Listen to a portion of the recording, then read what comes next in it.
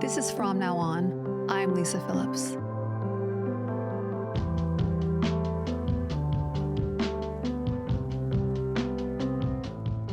So just a heads up, this episode contains discussions of emotional, verbal, psychological, and sexual abuse. Some may find it upsetting. We encourage you to take care of yourself. There's a quiet power in survival, but an even louder strength in the storytelling. So many of us walk through life carrying invisible weight. The weight of shame, fear, self-doubt, the weight of things that happen behind closed doors, things we were told to hide, deny, or forget. Especially after coming out of an abusive relationship, it can feel impossible to see a future that looks like peace, wholeness, or freedom. But here's what I've come to learn. Peace is not a fantasy. It's a process. Healing is not a straight line. It's a reclamation of the self.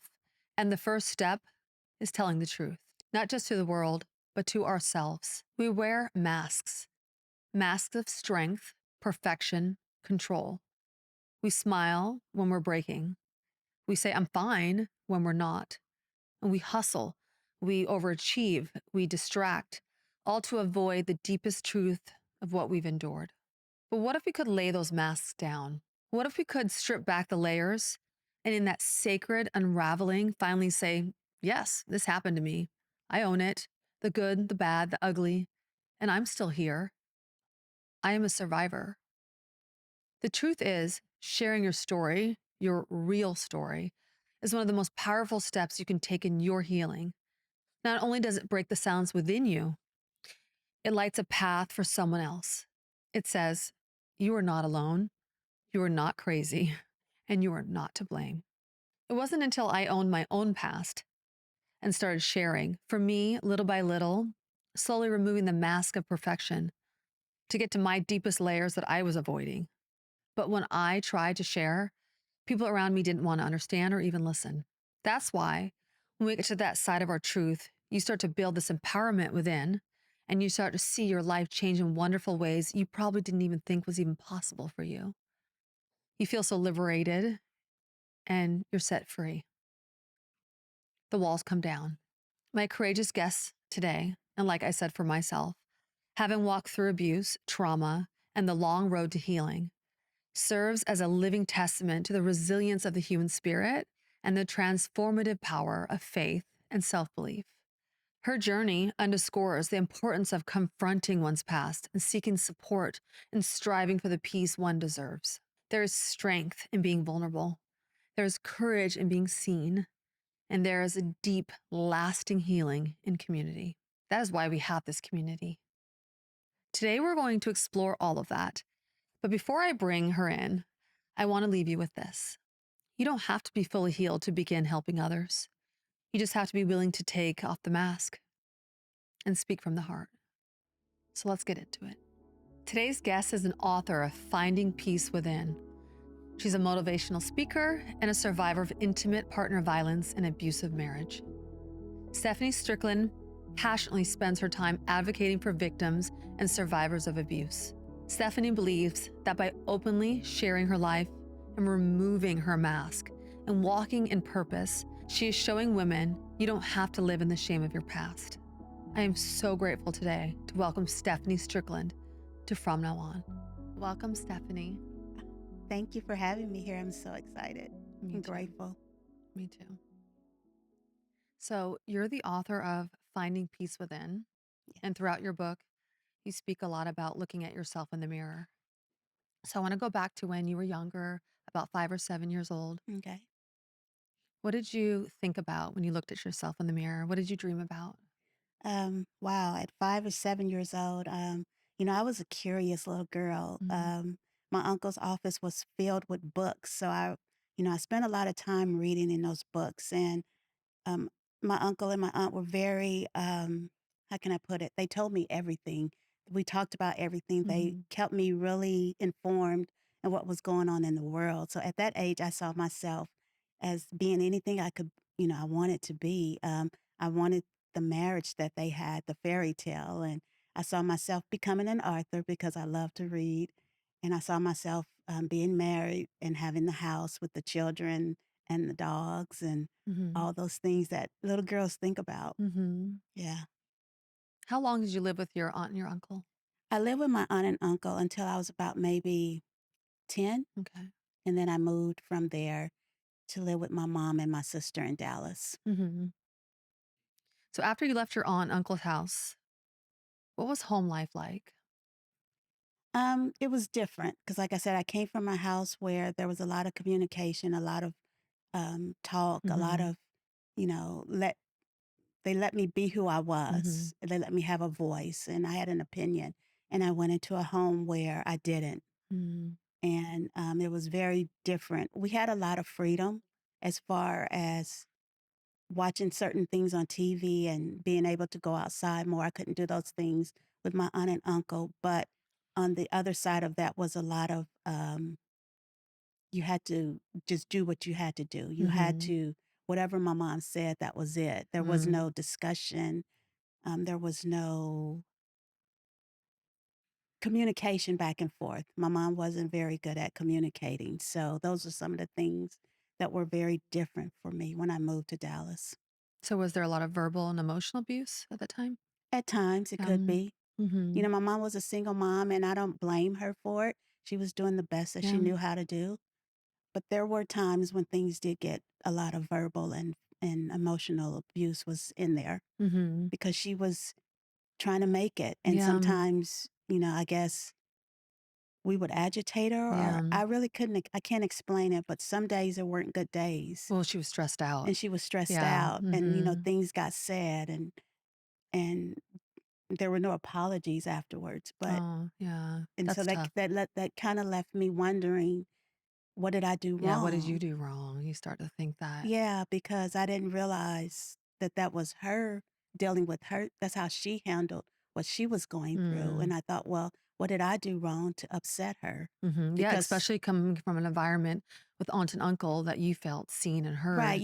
I You had would, an opinion, you yeah, could I talk had an freely. opinion. And if I did get in trouble, they would tell me why I was in trouble, Oh, and they would explain. communication. Communication was big for them, whereas with my mom, it wasn't.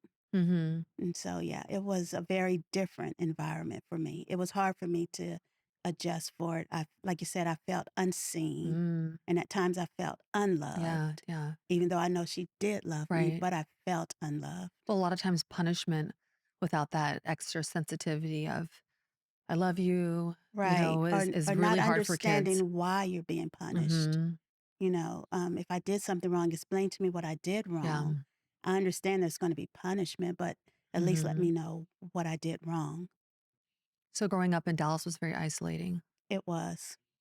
It was very isolating. Like I said, my mom worked a lot, so a lot of the times it was just me and my sister. Mm, yeah. And not understanding her moods and not understanding if she was going to come home in a good mood or not. Mm. Not understanding that, I felt myself really kind of withdrawing Mm. within. Yeah. And I started looking outside for Mhm. love or Mm. attention or Mhm. That tends to the things happen. that I felt like I wasn't getting at home. Right. Yeah. Can you tell me more about your first relationship? I was looking for what I couldn't get at home. I was looking for to be seen and to be heard and to have a Mhm. voice and to feel loved. And so I found myself in relationships where I thought that's what that was, but really it wasn't love. It was Mhm. just a girl and a Yeah. guy, Yeah. boys being boys and girls Mhm. being girls. And that attention feels like And the love because you're attention not getting feels it at really home. good Yeah, sure. I understand when you're that. not getting it at home. It Nope. feels really good. Mhm. And so when I started dating my ex husband, um, it felt good because we really connected. Mhm. We talked about everything. We shared everything. I felt like he listened to me, and I felt like Okay. he heard me. Oh, really? So how old were you then? I was maybe 13 or Oh, 14. okay. Yeah, 13 or 14. yeah, and so So you were looking for that outside validation pretty young. I felt like he was giving me what I was missing. I felt Mm. like like I said, he saw me, and we could talk. I could talk to him about things, and I felt safe telling and sharing things with him. Yeah. That Yeah, makes perfect sense. I call it the perfect storm Mhm. because everything just kind of flowed together. And I just thought that, okay, this is going to be my guy. Mhm. Was he going through a similar home life at the time? So you connected Uh, in that way or I don't know. I really don't You don't know? know. Okay. I know that, his mom was a single mom, Okay. so I don't know what his life was at home, Okay. but, he would share things with me about, his mom and her boyfriend. Mhm. And I would share things with him. And so I just felt like we connected in that way. I really can't say what his home life was Right, like. okay, okay. So you Yeah. weren't aware that he experienced any domestic violence at home?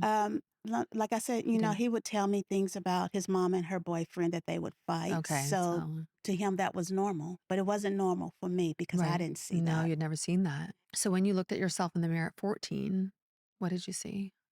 At 14, I saw a girl that was really out of control. Mm. Like I said, I was looking out for outside Mhm. validation instead of looking for people Mhm. at home.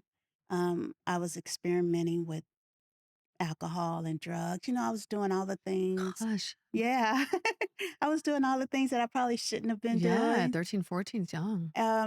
Just trying to find my way, Yeah. really with no guidance, and I was really feeling lost. Mm. Yeah, usually drinking or trying to suppress some feelings I was that trying to suppress some yeah. things, and like I said, I was, experimenting with drugs, and so I was just trying to fit in. I wanted to Mm. be liked, Mhm. and so if that's what everybody else was doing, then, hey, I was gonna try it too. So, yeah, I wasn't the perfect kid growing up. Yeah. Who is? So how long into that relationship did you get pregnant? So in my relationship with my ex, he was the sex was a part of it. Okay. Did I like it all the time? No, I didn't, but I just felt like that was Mhm. something I had to do Mhm. for him to like me. Um, and I would say within months into the relationship, I became pregnant. Wow. And Yeah. you were how old? I was 14. I Sheesh. was in the 8th grade. I remember it. I remember the kids at school. Everybody started noticing. I Oh couldn't really goodness. hide it anymore. Mhm. And I remember the kids were starting to talk about me. So then I felt the shame of it. Mhm. Mhm. And then I remember my mom finding out. Oh, you didn't tell mom I didn't tell her. She found out because she saw. because she Yeah. saw it. Yeah. Right. And so I remember her finding out, and I remember the big argument that Wow. happened once she found out. What did she say? What were her thoughts about it? She was upset Mhm, of because course. of course, she's a Mhm. single mom, and she was upset, and she felt as though that I had. I don't know if she felt if I did it on purpose, but she blamed me Mm. for how the household was going to change because I was pregnant, Mhm. and I just felt like it was my fault, Yeah. and I just felt like um, I had destroyed not everybody's life. Mhm. I just felt really bad about it. Mhm. And then I remember we had to go and tell, of course, we had to go and tell the father, Mhm. my ex husband. And I just remember the whole outcome of it. It wasn't a good outcome. How did he receive it? He was scared, Okay, of course. but then eventually he was okay with it. Was Him he and an his, 8th grader as well? yeah, we were Yeah. both eighth Oh, both grade. 14, yeah. And we were both Oh kids. We were gosh. both young. And he was eighth grade as well. And I remember at first he was scared, Mhm. but then eventually he came back around. Mhm. And then after that, we were like inseparable. Yeah. And I remember that um, it was just a lot of confusion in the house because my mom was upset and she was angry. And she felt as though he wasn't going to be there and be supportive, but he was being there and being supportive. So after you had the baby, you guys worked together We to worked start raising the together. baby, and then how long after that did you get pregnant again? So eventually, actually, though, after I had the baby, I went back to school Good. and I was going to school and Mhm. we weren't together, but we were gonna co-parent. We were Okay. gonna because I really wanted to focus on finishing school. Yeah. And like I said, the things at home were not good with my mom at home. And so I broke up with him thinking that that would make it more Better for her. peaceful at Mhm. home, Mhm. but which it didn't. But Mhm. I was still going to school and we were still seeing each other. And then by around the time I was 17, I got pregnant again with my second son. Mhm. And then by that time, I was a senior in high school. Mhm. And so I was still living at home with my mom. And so things that What was your just mom's reaction then? yeah, that just made it even Oh worse. The boy. reaction and the dynamics of the house really changed Mhm. then. And then I really felt like I needed to get out on my own. Yeah. And so my main Mhm. focus became getting out on my own. I dropped out of high school and I got a job and I started cleaning houses. I started doing whatever I Yeah. could do Mhm. to take care of my sons. And I moved out of my mom's house because I'm like, okay, I need to get out of this Right. environment because it's not really helping me um, to progress. So you have 2 kids at this point, I have two and the kids. father steps up, Yes, says, "We're gonna raise these babies together," and yes, doesn't he go into the Navy? he does. He joins the Mhm. military at 18. Good, good. And then I thought, oh, wow, Mhm. now You have we're about yeah. to get on track. Mhm. Everything in the past this was like a new beginning for Mhm. us. Everything was going to be perfect. We were going to Yeah. get married. We were going to leave. Did You he know, propose to you? he did. Yeah, nice. We're going to leave Dallas and we're going to go off and we're going to live our life and we're going to prove everybody wrong. Everybody who told us that we couldn't make it, that we wouldn't Mhm. succeed. We were going to prove them wrong. So you 2 were in love? We were in love. Yeah, We sounds were. like it. We were. Mhm. And so I just knew that this was going to be the new beginning for us, the perfect. We were going to show the world that we Yeah. could make it. We were going to be that story that you hear about, the Mhm. people that made it Yeah. through. We were going to be that couple. Mhm. So how did you feel during that time about being a child in an adult's situation? I really didn't see myself as a child, and I hadn't really saw myself as a child since I had my first son. Wow. I knew I was young, but I knew I was 18. But I knew, okay, I can take care of my sons. I knew Mhm. that I wanted to be that mom that took care of their son. I wanted my kids to know their dad because I didn't know my Yeah. dad. Mhm. And so those were things that I thought about. I really didn't see myself as a child, Right. but I really was in my Mhm. Oh, mind. yeah, you were a Yeah, child. Aw. I really was, but I really didn't see myself that way.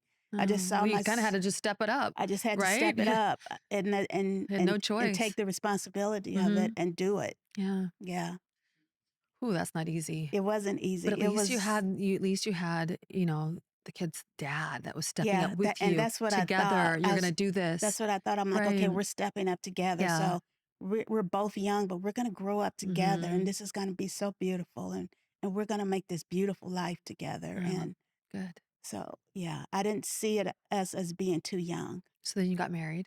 We got married, and then he left because he had to go away for a while to go to for training, and I Okay. stayed back in Dallas. Once he graduated, we both moved to California. We moved to Okay. San Diego. Oh, okay. Yeah, that was our first duty station in San Nice. Diego. We had a Mhm. That must've been nice. it was Different change of it pace, and was now a you guys are on different your we were own. on our own. It was Yeah. just me and him. We had our kids.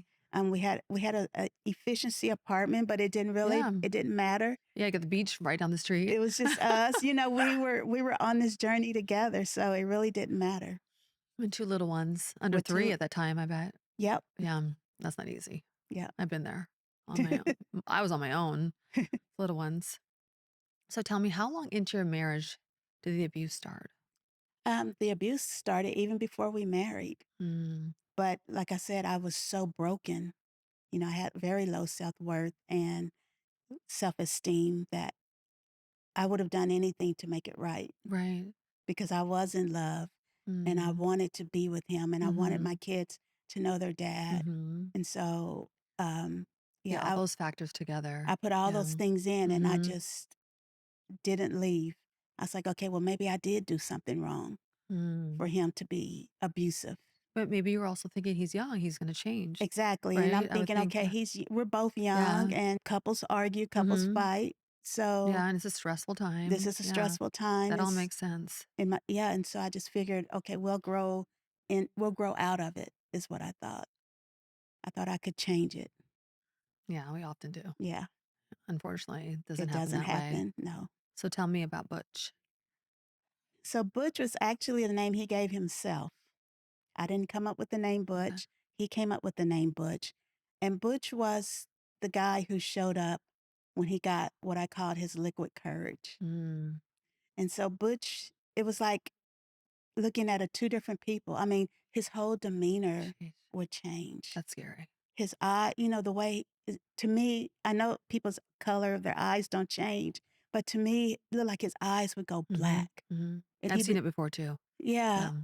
and I'm like and he would get cold, and he would just get this look about him, and when Butch showed up, you never knew what to expect. Sometimes there was the happy Butch, where he would joke but then Mhm, most of the time it wasn't. It was the Butch that was verbally abusive, that would say the little things that would tear you down, or say the little demeaning words, or that he would do something that would upset me, or he would you know look like he was looking for a fight. There were times where I really truly believe that he was looking for a fight, mhm, because I don't know if he was angry with himself and just didn't know how to express it, mhm. but he was looking for a way to take it out on me. Well, sometimes people who don't like to argue, I'm like that too. I don't like to argue, I don't like to cause problems, Right. and they're trying to get that out of you because Yeah. they wanna have that type Because of they wanna have mhm, it, and so mhm, I'm that person. yeah, I don't wanna argue, I don't wanna fight. I understand that there's disagreements, but mhm, it was like he wanted more, mhm, he wanted the physical part of it, he yeah. Well, wanted the fight. it's also a way of breaking your spirit down. It broke me down. Like I said, I Mhm, was already broken, mm, and then when I came in and he would use like I said, I shared everything with him, and he was real good at using my past and mhm, using the things that I mm. was ashamed of Yeah, throwing that back in your and throwing face. it right back in my face That's so hurtful. and tearing me down to the point where I would just like cower up and crawl into a corner and just let him do what he was going to do. And it was, yeah. Now that I look back on it, I can't see myself doing that now. But then I would have done anything. Did you first say to him, "Well, you have this different personality," when you get mad? And he defined it as butch? After one episode, I asked him, I said, why do you, I told him, I said, I really don't like to be around you when you drink. I Mhm, just don't want mhm, to be around you. I said, I really think your drinking is a problem. mhm. And then he said, well, why'd you say that? And I would tell him what he would do, and he would pretend like he didn't even realize he did it. Maybe he's in a blackout. Yeah, that's what Yeah, he would yeah, say. uh-huh, But now I know that wasn't true. But mhm, he wouldn't pretend. He would say that he doesn't remember doing those things. okay.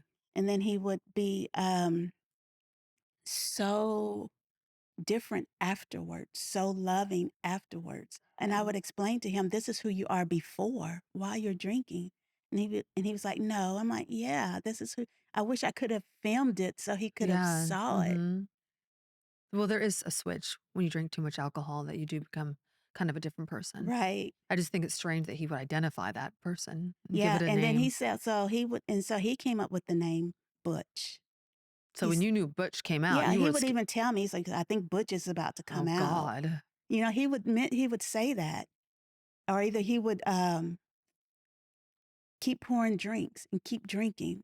Even though he was drunk, it's like he would keep, like I said, I think he was just looking for the argument, because he would keep drinking, or he Sheesh. would keep going until he got to the point where it was a fight. Mhm, And so, yeah, when Butch would show up, I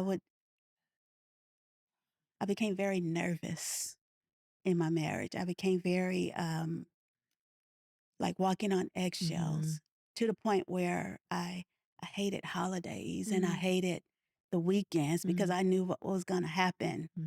on those days. Were you the only one that saw him turn into Butch, or did his friends and family, or did he hide it from them? If his friends saw it, they never said anything. Mhm. And so I'm pretty sure, because he would drink with his friends, I'm pretty sure they saw it, but they probably just played it off that he got Right, drunk, right. friend guys. Mhm. I knew, I don't know if no, I want to say his family probably saw it, Okay. but nobody never said anything about it. Nobody ever really talked about it. I Mhm, was the only one that really kind of said, this is a problem mhm, for me.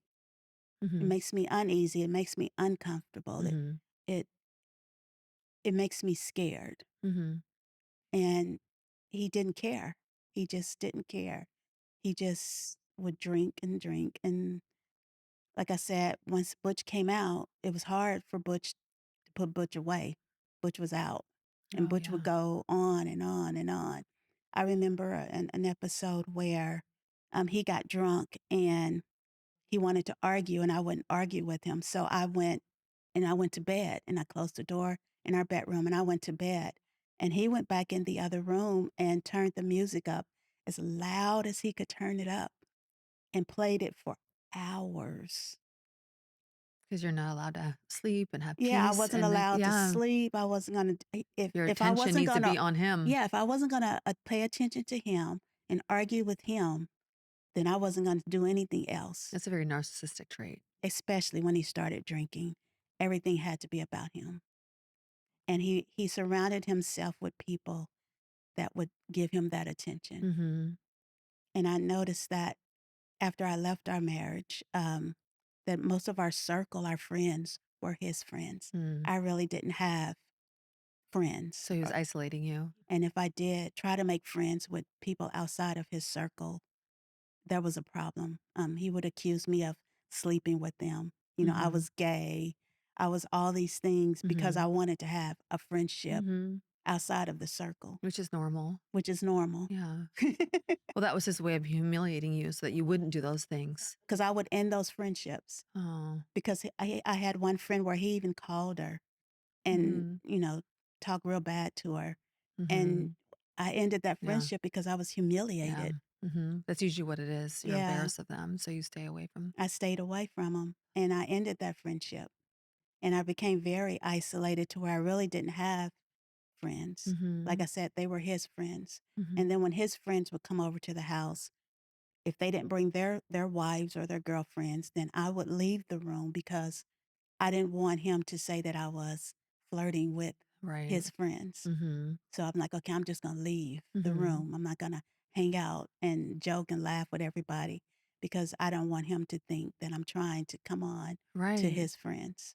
Right. So ridiculous. Yeah. When you're just looking to like, these are my only friends around me. Like I'm Exactly, just trying to have a good I'm just time. trying to have a good time just like Right. everybody else. Yeah. And so, yeah. Well, he's really breaking you down Oh, in like yeah. every sense. Psychological abuse. Like I said, he was real good at throwing up my past, Right. things that I shared with him. He was real good. I found out later after we were divorced that he would talk to my family members about our sex life.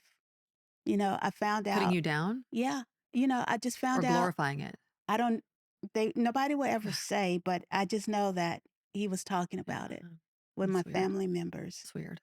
Um, I found out he would go around telling people that that I was a liar, that I was crazy, and that I was the reason for the problems in our Yeah. marriage.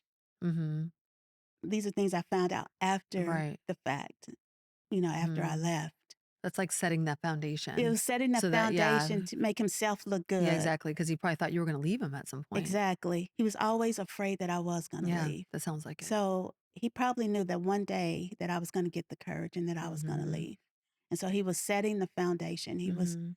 setting the place so when I did leave, he could say, "Well, see, this is Yeah. why this is, I told you she was Yep. crazy. I told you she was these things. I told you." Mhm. So, anything he could use against me, he was using it Mhm. against me.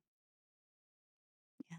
It was Sounds crazy making. I know, right? And people ask me all the time, "But you stayed for 26 Sheesh. years." I'm like, "Yeah, but it took me so long to realize that this is Mhm. abuse." Yes. That's because he was training you to realize He that it was was all your training fault. me. Exactly. He was Mhm. That training me. works. 'Cause it It's a does. master manipulator. It does. Yeah. Because like I said, I came in with low self-worth. So Yes. he just And they fed on yeah, it they prey on that. and he just preyed on it. And he had me feeling that I was nothing. Mm. That I was nothing. He even told me, "You're nothing without me. Mhm. You're not going to accomplish anything without me. Mm. I made you. You don't." He used to tell me, "You're my property. I got the receipt on the wall," talking about our marriage license. Yeah, What? those are things he The would say. receipt on the The wall? receipt on the wall. I've never heard that one. Yeah, That's strange. That's strange to yeah, say to your wife. yeah, exactly. But in my mind, I felt like I don't know how to put it, but like the the story of Beauty and the Beast. Mhm. I felt like because in that story, she felt like if she could just change his behavior, Mhm. Yeah. he would love Everything. her. Yeah. And I felt like, okay, if I could just get him to see me Mhm. and see that I'm not this person he keeps saying I am, Mhm. then our whole relationship would change. Mhm. But no matter how much I changed to please him, it's like the bar kept getting higher Mhm. and higher and higher. And I thought, I'm never going to reach that bar. Mhm. And it was very self debilitating. Yeah. To it's like I'm never going to be this woman he wants me to be, and I love him. So Mhm. Yeah. how do you love someone who's never going to see you, love Mhm. you or see you Mhm. the way that you should be seen? Well, that's what I was about to ask you. How does it feel to exist in the mentality that people that are supposed to love and take care of you, they're going to hurt you? It's like I said, it's very debilitating mentally. Mhm. Not only physically, but mentally. Like I said, I would literally get sick physically, not knowing what I was coming home to, Right. what to expect. But mentally, I was always in my head, okay, one time we fought because the house wasn't clean. I'm like, okay, the house always has to be clean. Mhm. One time we fought because he thought I flirted with his friends. So that's why I stopped hanging out with his friends. I was always thinking, okay, don't say this, Stephanie, even though you know Mhm. you need to say it. Don't say this because this is going to start an argument. Yeah. Or don't do this, or this will start an argument. He even, I used to work like maybe 10 minutes from where we lived. And he told me one time, it only takes you 10 minutes to get to your job. Why does it take you 15, 20 minutes or 30 minutes to come home? And I'm thinking, who's clocking me Yeah. coming home? That's so weird to know the exact times. Exactly. Mhm. Because he's constantly thinking you're cheating. Yeah, he's constantly Did you ever thinking think that he's thinking you are because he is? I knew he was Okay, cheating. usually that's the Yeah, case. I found out he was cheating, but During this whole time that he was accusing you? the whole time How he's did you accusing find me. out? Matter of fact, he told me one time he was cheating. When he was drunk, probably. When he was drunk, Yeah. he told me, he bragged about it, to how the woman had been to our house when I had been out of town. He talked real big about it while he Jeez. was drunk. And then another Did time you believe him huh, then? I went and stayed at a hotel for a couple of days, but I came back and then Yeah. kind of find out he was sleeping with her. She was a married woman and they were sleeping together. And I just felt like I wasn't going to let her have. I had endured this Mhm. abuse. I Mhm. had stayed in this marriage, and I just wasn't going to walk away. Yeah. And then Because now of you're going to get. And now that I've, how can I put it? I thought I was changing his behavior, and mhm. now we're getting close to the glory days, as most people say. Gosh. Our kids were almost out the house, and our kids were almost grown and Wow, so you and were still leaving. thinking you were gonna turn this I man was still thinking around. I could change it. I was still thinking that if I just do this, his Mm. behavior would change. Mhm. Because like I said, there were times where they were good. Yeah.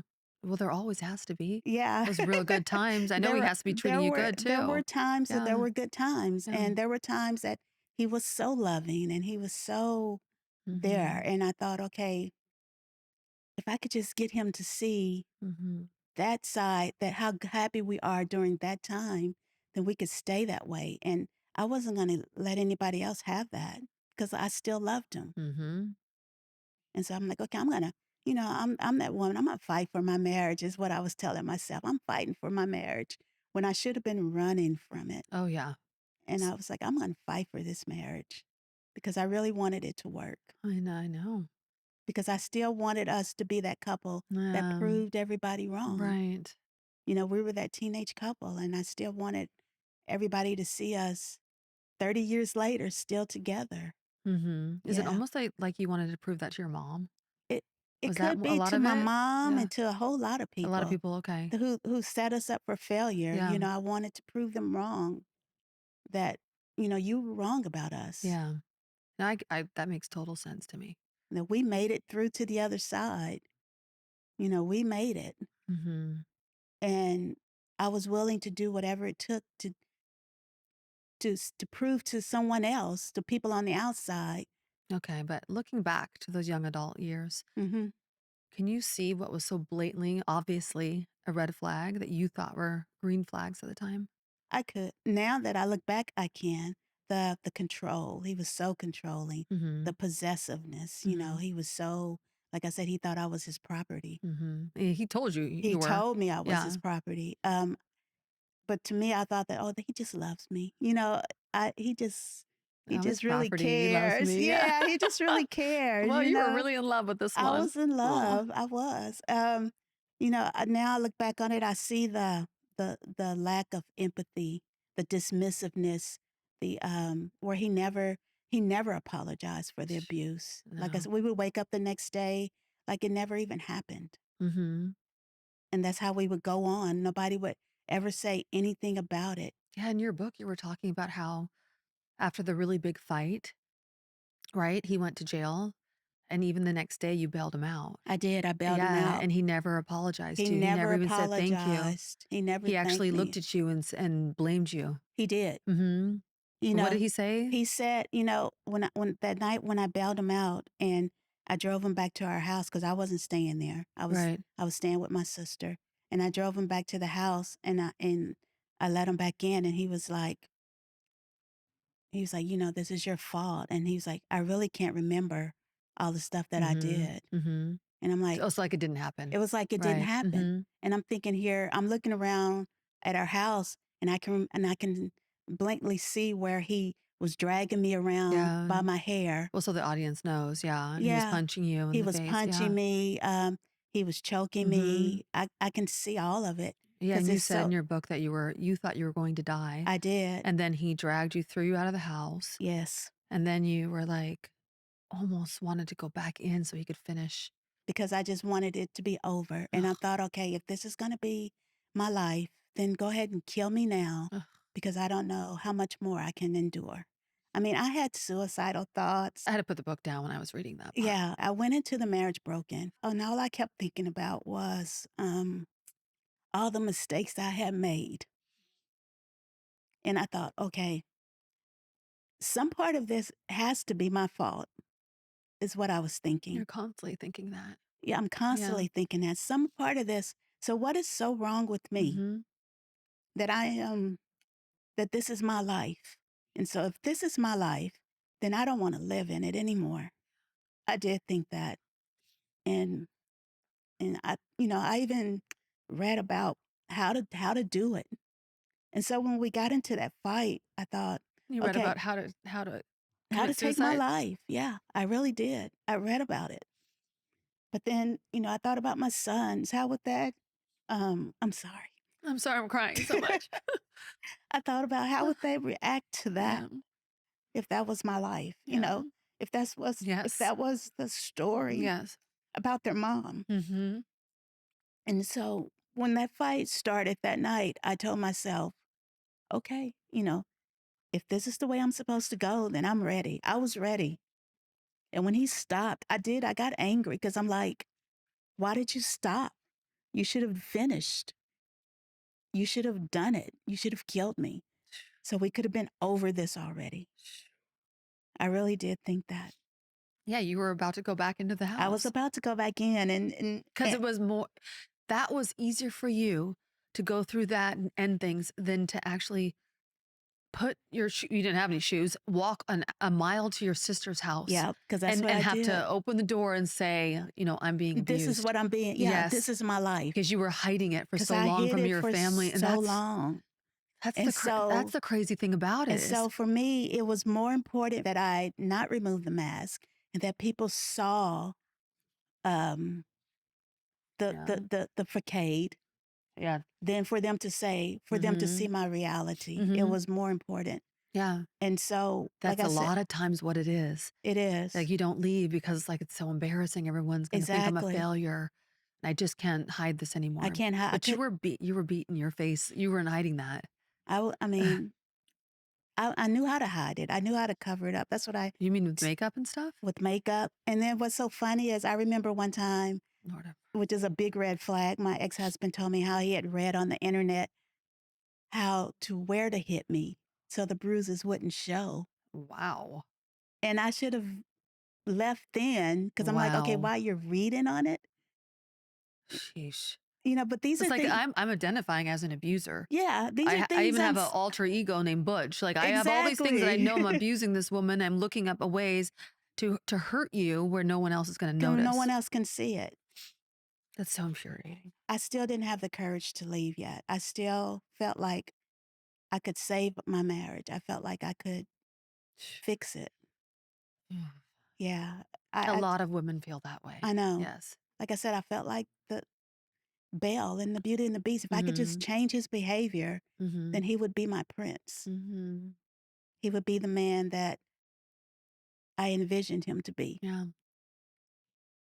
Yeah, And also to have that intact family for your boys. That's so exactly. It important was to bear so to a important. mother. It was so important to me because, like I said, I didn't know my dad, and so it was so important for me to have that family, and for my kids to know their dad, Mhm. and for us to just be a family. I Mhm. really wanted a You family. know, I identify with that too. I kept my marriage together, not as long as you did, but for quite a few years just because I knew it was not going to be a good, but I tried so hard to make it work. Yeah. Just I kept changing like I said, I mhm, changed myself over and over and over and over. over, but he wasn't changing, but I kept changing Mm-mm. myself Mhm. over and over and over, trying to be this woman that Mhm. I could I No. was never going to No, it's be never that. gonna work. I was never going to be that woman for him. No. And I even told him that. I said, "I don't think I'm the woman that you should have married." And that's okay. And he just didn't see it that way. I think he was more um okay with the control of it. I wanna read something from your book. Okay. So this is part of the book where this abuse happens in your home, where you wanna go back into the house because you wanna finally have him ended. Right. Then to go home to your family and admit what's really going on. Because you said the suicidal side of me just wanted him to end it. Yes. So while I stood there, I thought about all the times I should have left him. I should have left the first time he hit me. I should have left when he accused me of being gay. I should have left when he accused me of sleeping with our neighbors and sleeping with his friends. I should have left when he accused me of sleeping with my sister's husband. I should have left when he told me he was more important than God. I should have left when he told me I was his property. I should have left 1,000 times before, but I didn't. I had stayed because I believed him every time he told me things would be different. I had been so stupid. Why was I so desperate to be loved by this person who obviously didn't love me? Why was I so obsessed with someone who couldn't see my worth? That was the line that got me. Why Yeah. was I obsessed with someone who couldn't see I my was worth? so obsessed. I identified so much with I that. was I like started so crying because like yeah, I had been there before. It was like, why am I trying so hard to be with someone who doesn't even see me? exactly. And look at the beautiful woman that you are. Look at you. You're an author now. Like you're doing so many amazing things. I know you're so proud of yourself, and I'm so proud of Yeah, you. thank you. Yeah, But I you just were trying to make this man see who you were, and he just couldn't. He was never going to see he it. was never going to see. I wanted him to see who I was. I wanted him to see the woman that I wanted to become.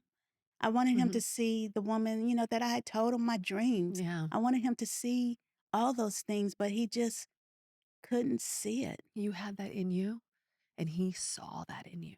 That's why they break your spirit down because they know the powerful woman that you are. Right. And those dreams, he knew you were going to do them all, but they try to take you down and ruin your spirit to the worst part of you. Yeah. And it works. It works. It works. I know that now, but I didn't know that then. I was so obsessed with him. Mhm. I wanted to prove him Mhm. wrong. Yeah. It's like, you're saying I'm all these things, Mhm. but I know that I can be, I'm not the things you say I am, but I can be Mhm. a woman that you would probably really Mhm. Treat good. treat good, Mhm. or a woman that you try to compare me to. Mm. I'm probably even better than those women, but Mhm. for some reason you can't see it. Mhm. And I couldn't understand why I couldn't get him to see it. He can't see it in you because he can never see it in himself. Yeah. People can only meet you at where they can meet themselves. Right. So he was never going to see you. I mean, he sees you now. Yeah, he sees me now, but yeah, I knew who I could become. I knew who I was. Even though I was broken, I knew, okay, these things are still inside of me, that I can still be this woman that can do Hmm. all these things. I found it, what I was thinking of. So after he goes to jail for this, Mhm.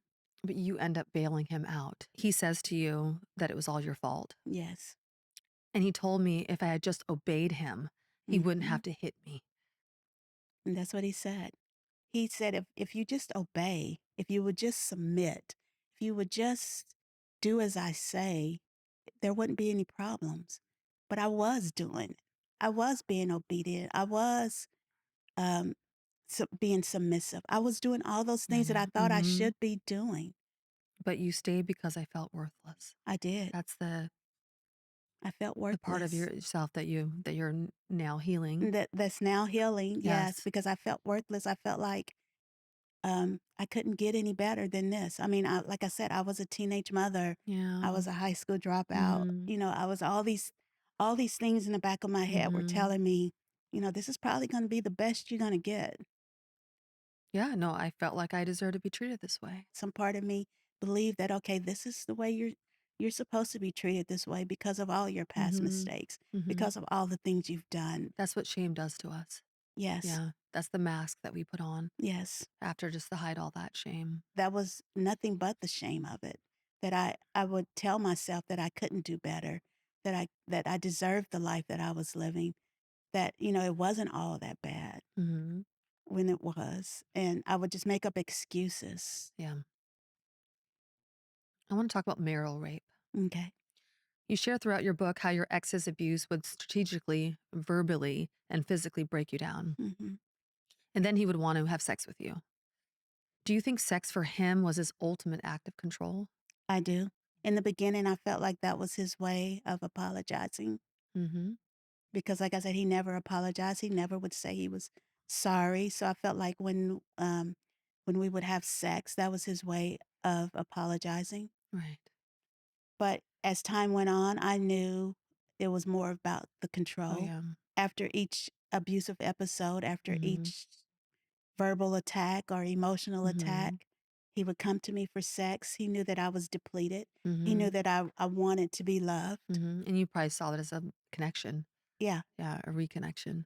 And so I figured, okay, we can have sex, and maybe I can show him that I really do love him, Mm-hmm. and that he can really love me.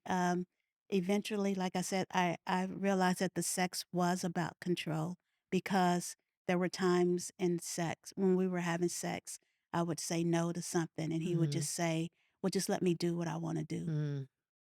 And I knew that if I didn't just let him do what he wanted to do, Yeah. it would become abuse. And I really didn't want the abuse even though that is abuse in my Yes. mind, Yeah.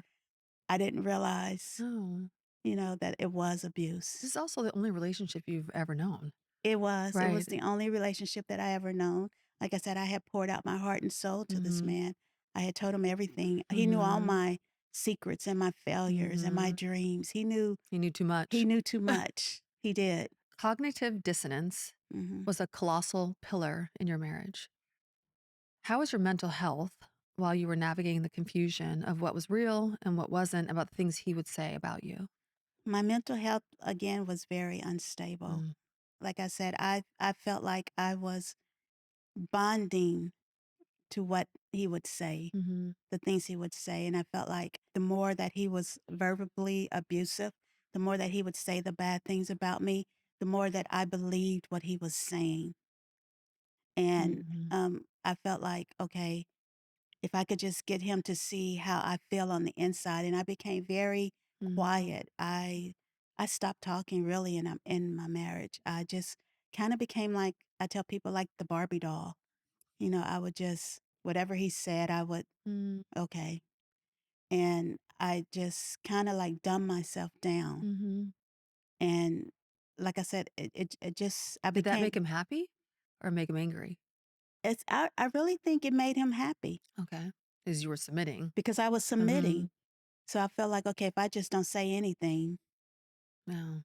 And I really started to believe what he was saying was true about me, that I wasn't, worthy of, Mhm. of anything, and that I wouldn't be anything without him, because like I said, we were married young. We married at Mhm. 18, and so my whole life was built around Mhm. him, Mhm. and anytime that I tried to step out and find myself, that was a problem for him, Mhm. because I think once he realized once I found myself, that I would probably leave him. Mhm. And Oh, s yeah. Yeah, and so I think Mhm. for him to keep me mentally unstable, to keep Mhm. me feeling worthless, to Mhm. keep me thinking that I was less than, Mhm. that was his way of keeping me in the marriage. Oh, that's the masterful way. It Yeah. is. It is. And I mean, I can't help but to think that I trauma bonded with him. You were definitely trauma I was bonded. trauma bonded, Oof. and I had the whole fairy tale thing, Yes. because, like I said, I wanted my marriage to be the marriage that everybody looked at. Mhm. And to the Mhm. outside world, we were Mhm. that couple. Mhm. Everybody looked to us and they were envious of us. Oh, yeah, you wore that mask I well. wore the mask really well. I wore it Yeah. really well. And like I said, to the outside world, we were the perfect couple. Everybody wanted to be like us, Wow. Wow. but they just didn't know what was going on behind the doors. Wow. They just didn't know that, people just thought I was really quiet. Mhm. They just didn't realize, no, I just need to stay quiet. I don't want to say the wrong thing. And so like I said, I was always walking on eggshells. I was always afraid that if said the wrong thing, that would trigger something. So people in the community looked up to him. Oh, yeah. Wow. People looked up to him. And like I said, if you met him, he was very I'm charismatic. sure. People liked him. Mhm. He knew how to behave, I'll say, in Mhm. public. But then he would go home behind doors. I remember when he would, start drinking, he didn't want my family or anybody to come over, because he didn't want anybody to see him drunk. He didn't want people to see Butch. He didn't want people to see Butch. I remember one time I cooked this meal and I invited my sister to come and get some, and he had been drinking, and he actually got upset that I invited her over. And so what I did was I called and told her, "Don't come." No. I made up some excuse to, like, "Don't come." And she didn't even know why. She didn't even know So you why. hid this from your family for a while. Yeah, I was like, "Just don't come," so So they never knew all those years that you were being abused by your husband?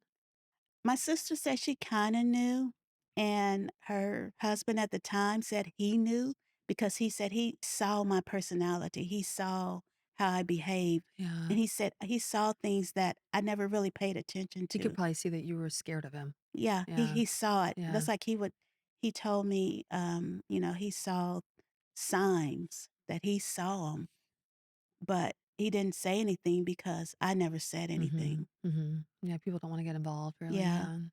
but he said he saw, like, he would tell me, "You ever notice why he always parked his car behind your car in the driveway so you couldn't get out?" And I never thought about stuff Mm. like that, Mhm. but he saw it. Oh, wow. So you couldn't even leave if you wanted If I to. wanted to, I couldn't leave, but Wow. I never paid attention to those things. Mm. But he saw it. But other family members didn't know, because we were military, so we really didn't live around Right. family. There was just only a couple of times where we were stationed in the Mhm. same places where my sister was stationed. Okay. But other than that, my family was mostly in Dallas, and we weren't in Mhm. Dallas. So Mhm. when we would come home to visit, of course, they just thought we were the perfect couple, Mhm. because they never saw what was going on at home. Mhm. Yeah. Did the boys see or did he hide it from them? They would see it, but most of the physical abuse would be behind closed Right, yeah. doors. Mhm.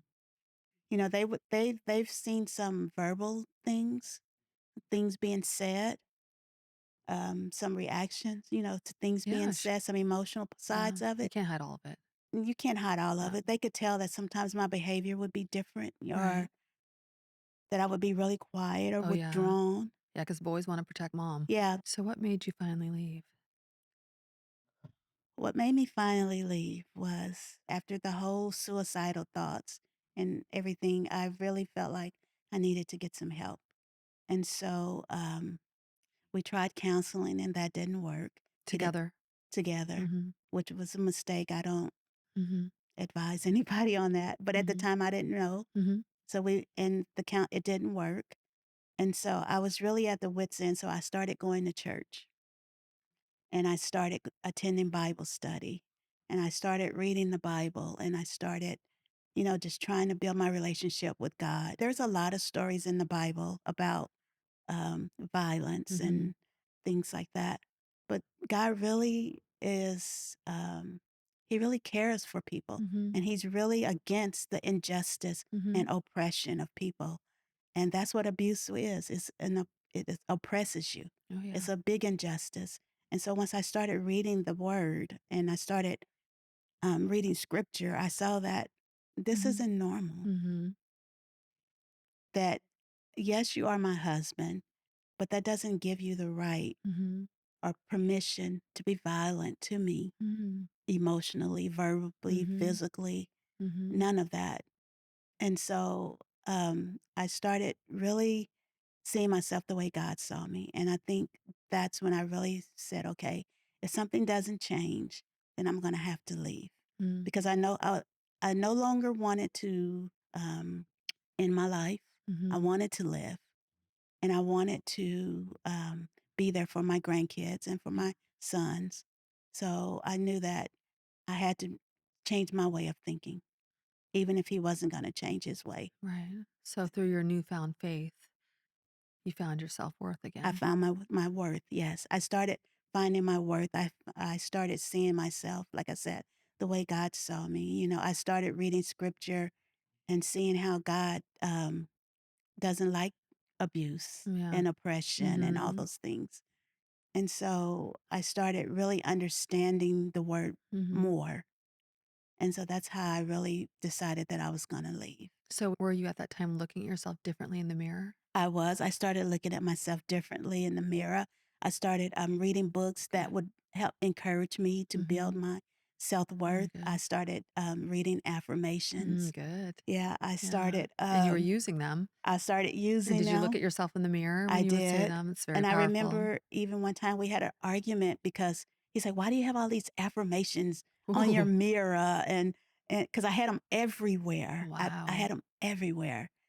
And that's when I knew I was okay, he doesn't like me Mm-mm. loving Mm-mm. myself.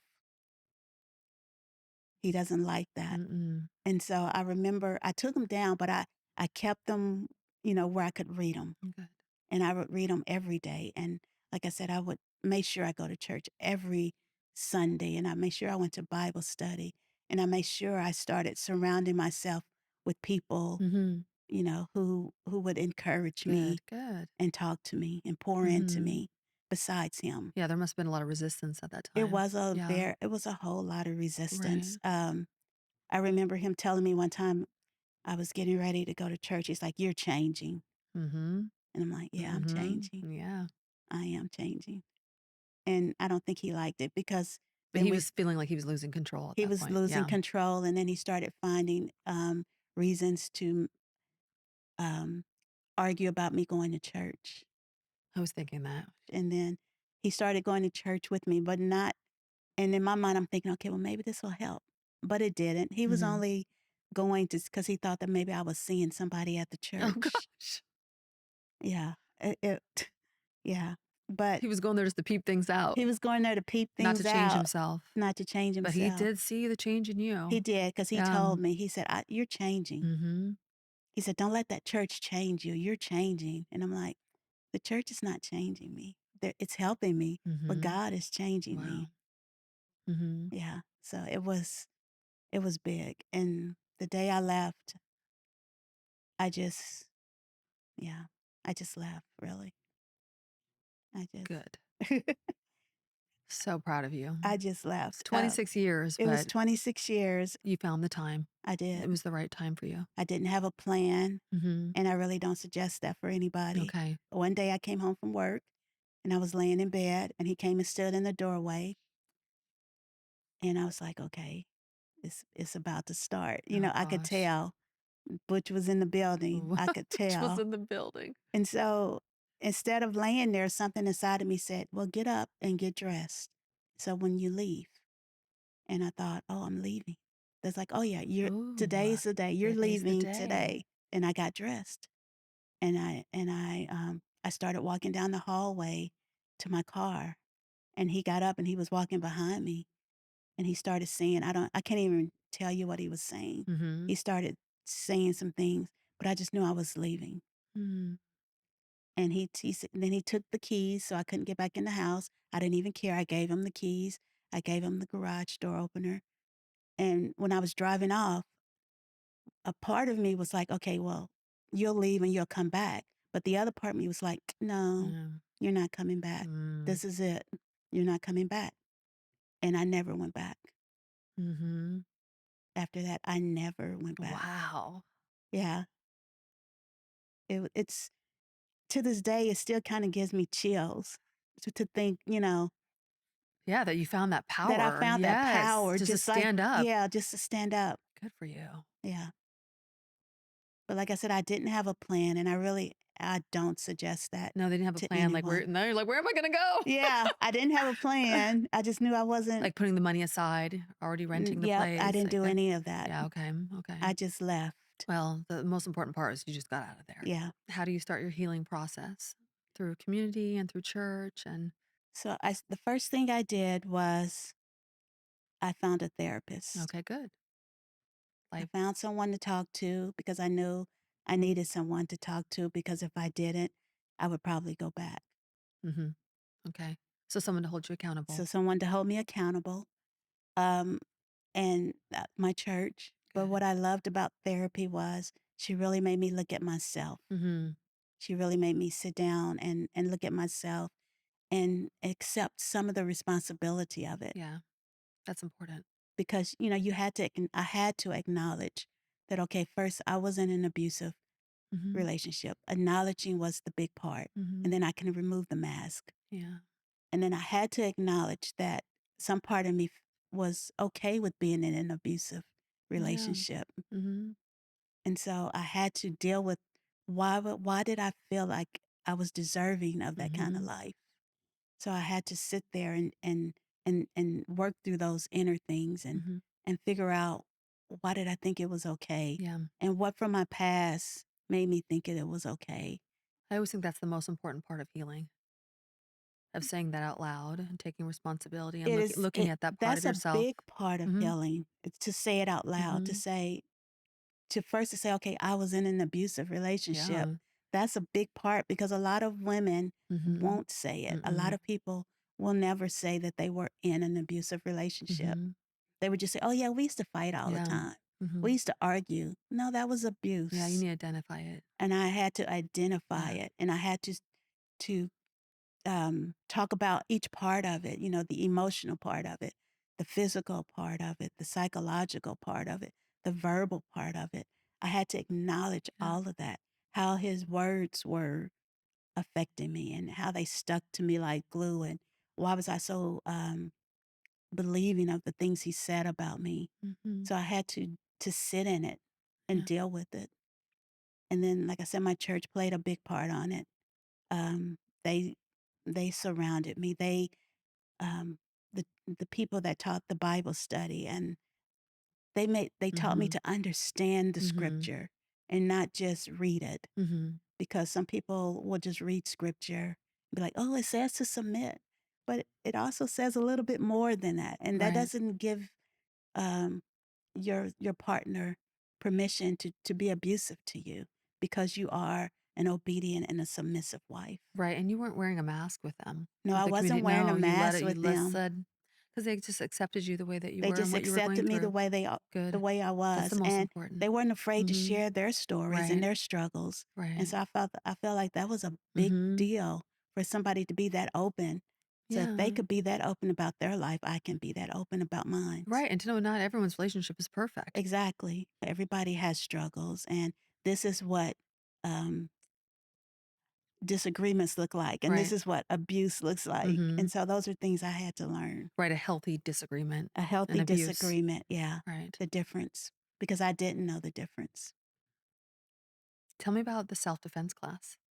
Uh, Yeah, a lot of people laugh when they read that part, but I learned self-defense because I told myself I was never gonna be no one was ever gonna hit me again. Good.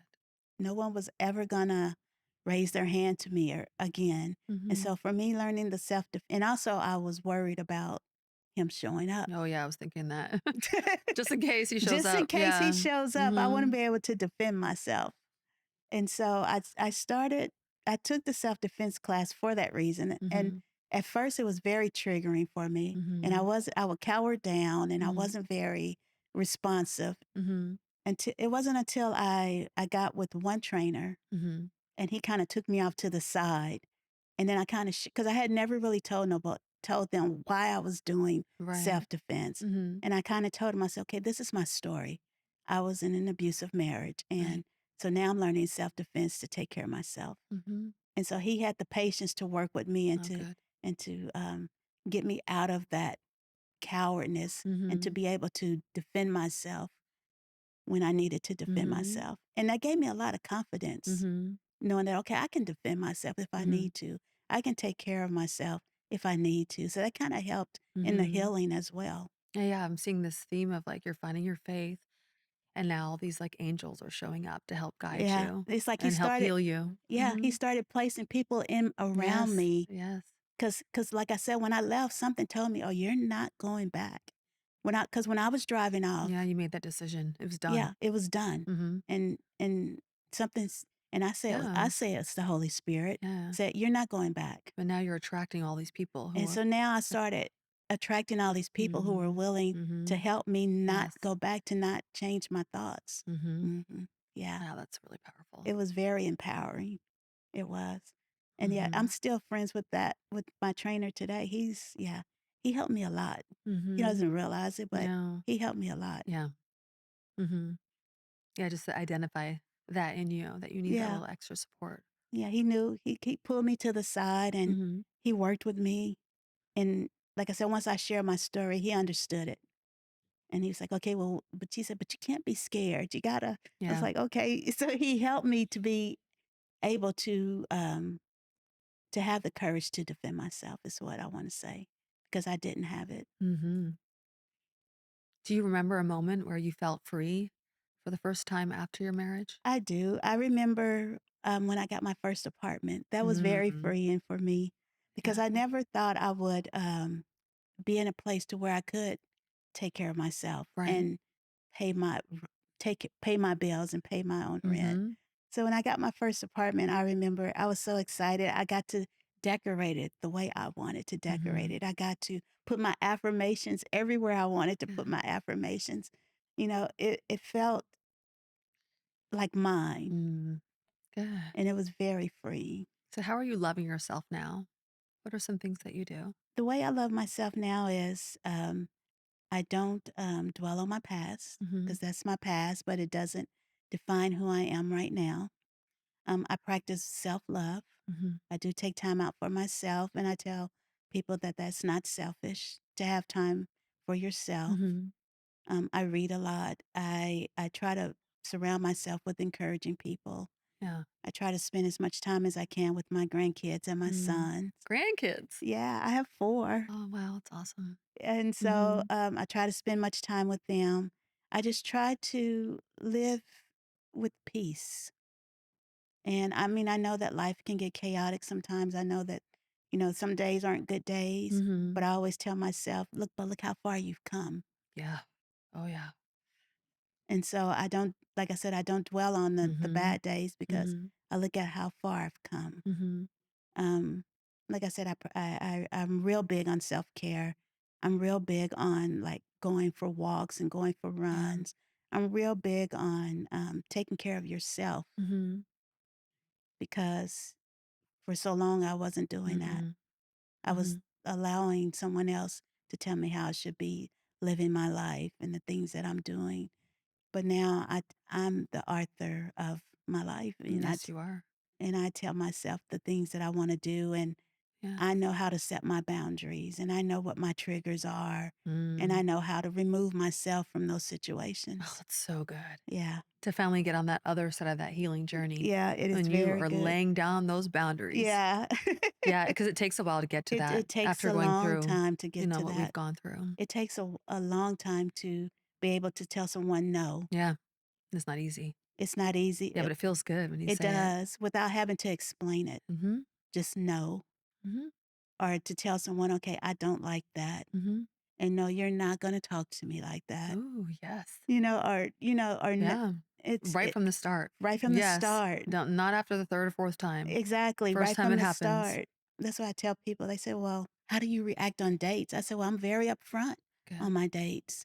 This is who I am. This Mhm, is what I will mhm. tolerate. This is what I will not Yeah, tolerate. just weed them out. Weed them out from the start. I'm like that too now. Yeah. This is what I will do. This is Mhm, what I'm not going to do. This mhm. is what you're not going to do. These are the things that I expect. Yeah, And so and you realize there are good men out there. there are good There are men out there, mhm. and they will respect your Yes, boundaries, mhm, and they will respect you, and they mhm. won't try to force it No. or rush it. Mhm, They will take their time. mhm. Yeah. So I'm just curious about the affirmation that you tell yourself in the mirror now that really works for you to continue building your self-worth. So I have this painting that my son gave me one year for Christmas. And on this painting it has this woman, she's sitting in her yoga pose, and it says I am. And it has all these words: nurturer, Mm, I'm strong, I'm mhm, empowered, mhm, I'm mhm, beautiful, I'm mhm. and so when he gave me that picture, I was like, "Oh, this is nice." He said, "But mom," and I said, he said, "Mom, that's how I see you." Wow. He said, "This is how I see you." He said, "That's why I bought this picture." Mm, And so when I stand in the bathroom mirror looking at myself, I see that picture and I'm like, "Okay, I am a nurturer. I am important. I mhm, am strong. I am worthy. I am, what God created me to be. I am beautiful. I am all these things." So mhm. yeah, I look at that picture every day. That's a wonderful thing your son said to you. It is. Yeah, that's why I'm crying because I have Uh, boys too, and it, wow, it, to it it for boys really to acknowledge that in their It mother is really really yeah. shocked me Mhm, because when he gave it to me, I was like, "Okay." And then he said, "But mom, that's how I see you." yeah. And I thought, "Wow." So I did something right. Yeah, because everything you do is Yeah. for those boys. Yeah, so I was like, I did something right. If he sees me that way, Yes. because for so long, after I left, I thought that they were angry Mhm, that I left. mhm. But No. Mm-mm. because the way they They see me just want you ha now, yeah, they wanna see you happy, yeah, and they can see the difference they now. can see the Yeah. difference. And I think that picture just said it. Where are you at in your healing journey now?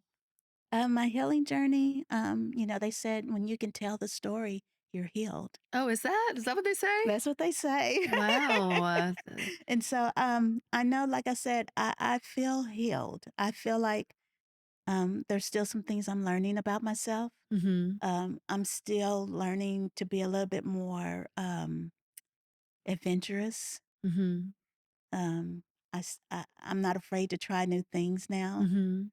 And I'm just living my life the way that I'm supposed to be living it. I feel as though I'm truly walking in my purpose. Good. Mhm. And Like your guidance counselor said to you when you were little, yeah, right? You start off your book like that. yeah, she said, She said that. you have purpose. Yes. And I didn't know what that meant, but now I know Mhm. what that means. Mhm. And so I feel like I'm walking in my purpose. I feel like I'm living a life that God would be happy with, Right. because that's really important to me. It's like Good. I don't want to miss the mark. Mhm. And I just feel like I'm just happy. I have a lot of peace. Good. Yeah, a lot of peace. And the mask is gone. And the mask is gone. I don't really care if people know about my past. I really don't. Used to, I was ashamed to tell people I didn't graduate from high school, but now I don't care. Yeah. Used to, Mhm. I was ashamed to tell people that, Mhm. I had my kids really young, but Yeah. now I don't care because my sons are beautiful. Mhm. I love my sons. Good.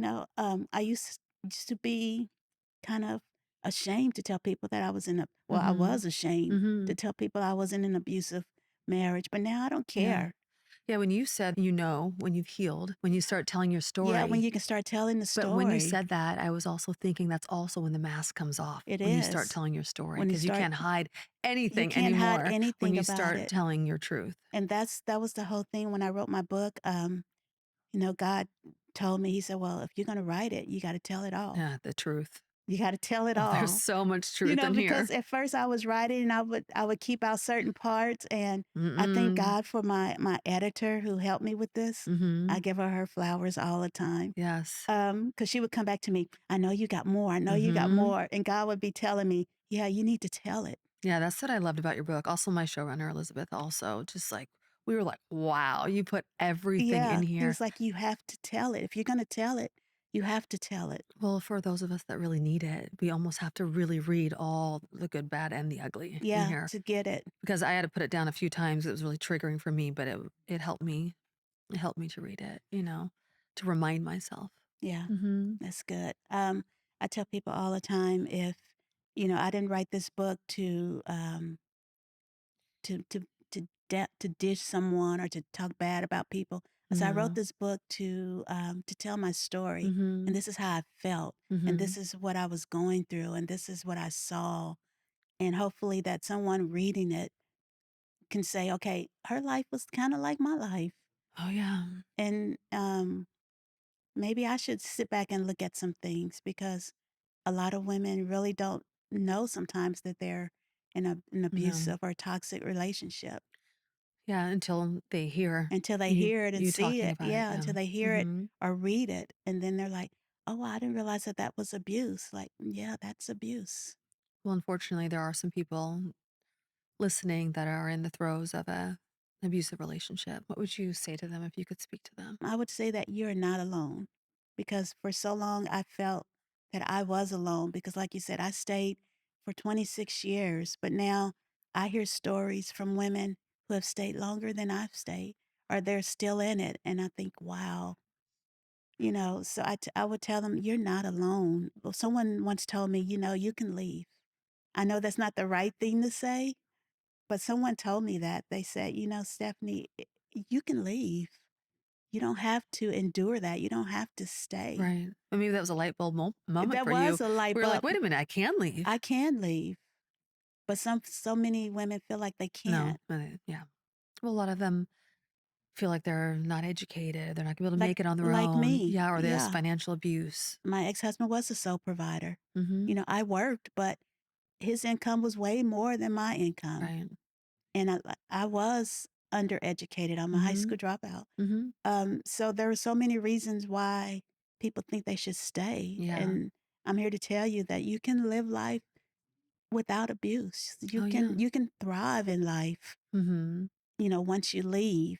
But you first have to accept the fact that you were abused, Yeah. and you have to know that it's not going to be Mm-hmm. easy, And it's not going to define you. and it's not going to define you.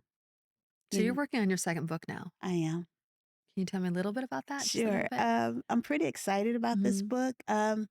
I think for a long time I didn't have a title, but now I have a title, and it's going to be titled "Moving Forward: Mhm. Life After Abuse," Mhm. and it's going to really be like a workbook. I want to Okay. say because I want to give people the tools that I didn't have, Okay.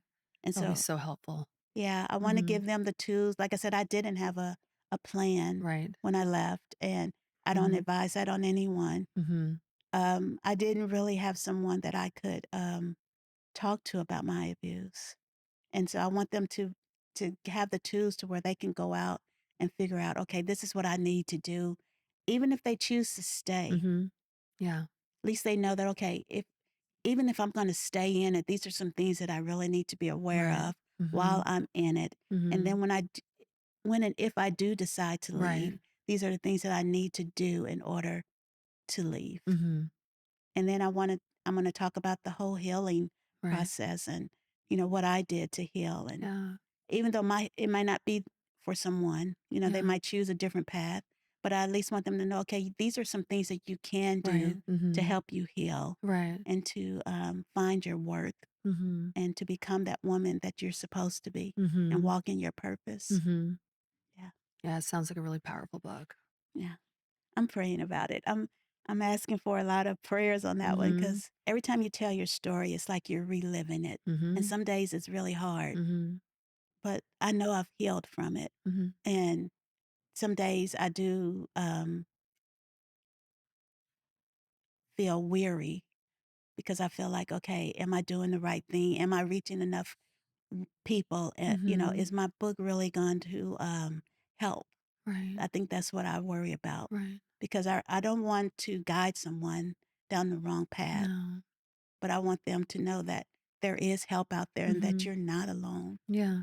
Yeah. Well, even just taking that first step, you can If you help just with. take the first step, Yeah. like you said, when I finally decided to leave, it's like all that help came out of Mm-hmm. nowhere. Yeah, it often does. It came out of Yeah. nowhere when they're like, okay, she left. Well, yeah, you set that intention. Because so many times I had left and went back. But when I left that last time, I left and they were like, oh, Mm-hmm. she left for real. And it's like the help just came from everywhere. Good. Yeah. So I just want women to know that when you do decide to leave, that there are people just waiting for you Mm-hmm. to leave, Mm-hmm. just waiting for you to ask for help that won't judge you. Right. Because a lot of times people know or are aware and they want to help you, Hmm. but they don't want to ruin the relationship. So They don't they don't want to exactly. push you before because it always has to come from the victim. It has to Yeah. be The you. survivor. Yeah, it always has to come It from has to you. be your choice. And people that are on the outside looking in, they have to understand that it Yeah. has to be the victim's Yes. choice Mm-hmm. to leave and that they Mm-hmm. can't force them to No. leave. That's not the right way to do it Mm-hmm. Yeah. because eventually they will go back because I went back a few Oh yeah. times Mm-hmm. and they will dislike you. Yeah, exactly. They will turn on Mm-hmm. you Yes. for telling them to, for Yeah. forcing them to leave. Yeah. So you have to be really careful. Right. It's good advice. Yeah. So when you hear the powerful statement from now on, how would you end that sentence? From now on, I will always advocate for myself. From now on, I will always use my voice. Mm-hmm. I will never downplay myself again. From now on, I will advocate for other women. Mm-hmm. And from now on, I will practice self love Yeah. and I will just be who I'm supposed to be, that Mm-hmm. woman, and I will walk in my purpose. Yes. Yeah, That's full circle for you. that's full You circle. I found won't your let purpose. anybody take Yes. that from me. Good. From now on, no one will ever take that from me. Mm-hmm. Yeah. Gosh, I've really enjoyed talking to you I today. enjoy talking to you too. This meant a lot to me. Me too. I see so much of myself in your story. Oh, Yeah. that's good. Yeah, thank you. So where can people find you? So I do have a website. Mm-hmm. My website is Mm-hmm. stephaniedstrickland.com. Mm-hmm. I'm also on Instagram. It is I am SD Strickland. Mm-hmm. I'm on Facebook as well, Stephanie D. Strick. Or they can email me at my email address. That's sdstrick7@gmail.com. And so, yeah, I'm pretty out there. Good. Yeah, which is a blessing, I'd say. Yes. And you want to be on more podcasts. I want to be Yeah. on Get more the message out. podcasts. Yes, I Mm-hmm. do. I want to be on more podcasts. And go read her book. It's super powerful. Oh, thank you. I'm so Yes. grateful. Mm-hmm. Like I didn't realize it was going to have the impact that it's having. Mm-hmm. Yeah. This is From Now On, and I'm Lisa Phillips. Until next time, stay informed, stay empowered, and remember, there is strength in speaking out. And special thanks to our amazing, courageous, brave, bold guest, Stephanie Strickland. Elizabeth Wyndham is our senior producer. Christopher Leon is the editor, and Jose Oriana is our studio producer. Our theme music is Many Worlds by Memory Theory. If you have any thoughts, questions, or stories about your own views on topics discussed on From Now On, email us at fromnowonpod@gmail.com. And please follow, rate, comment, and review on Apple Podcasts, Spotify, and YouTube. If today's conversation resonated with you and you are seeking more support in your own healing journey, if you or someone you know has been sexually assaulted, help is available. Call 800-656-HOPE. If you or someone you know is being trafficked, contact the National Human Trafficking Hotline. Text 233-733. That's Be Free. PAVE is a 501c3 nonprofit creating a world free from sexual violence and building communities to support survivors. To learn more, go to shatteringthesilence.org. Speak Out, Act, Reclaim, SOAR, is dedicated to providing a safe and empowering space for survivors of sex trafficking to reclaim their stories and stand up for themselves and each other. That's www.speakoutactreclaim.org.